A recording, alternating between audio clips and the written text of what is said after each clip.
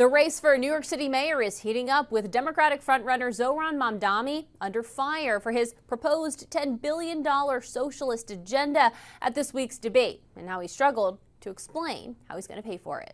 We are less than 3 weeks from Election Day. A fiery debate Thursday in the race to be New York City's next mayor. What I don't have in experience, I make up for in integrity. Frontrunner Zohran Mamdani, the Democratic candidate and self-described Democratic socialist, faced some of his toughest questions yet. Can you explain how you will make buses free? Pressed repeatedly on how he'd fund what critics call the $10 billion in freebies he's promised to voters. We're at time, though, but the question is how you'll make them free. We will fund the revenue that would have otherwise been brought in from fares. I've put forward 2 proposals. The first is to raise taxes on the top 1% of New Yorkers. We're going to move along, but I just want to point out to viewers that Governor Hochul has opposed raising the income tax. The 33-year-old candidate has proposed free universal child care, rent freezes, and higher taxes on millionaires and corporations. So tell New Yorkers tonight how you're going to pay for all of this. Look, a lot of people have called even my campaign a non-starter when we first began. Top challenger, former Governor Andrew Cuomo, calling Mamdani's rent freeze policy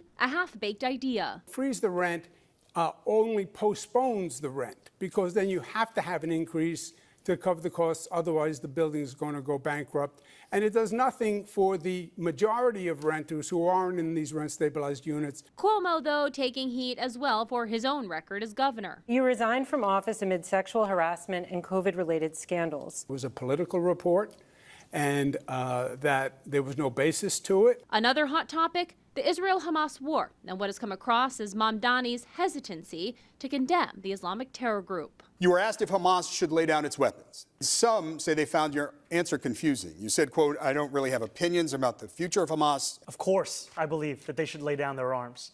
With less than 3 weeks to go, polls still show Mamdani leading, but Cuomo gaining ground among moderate Democrats. There's another debate next week. In Washington, I'm Kayla Gaskins.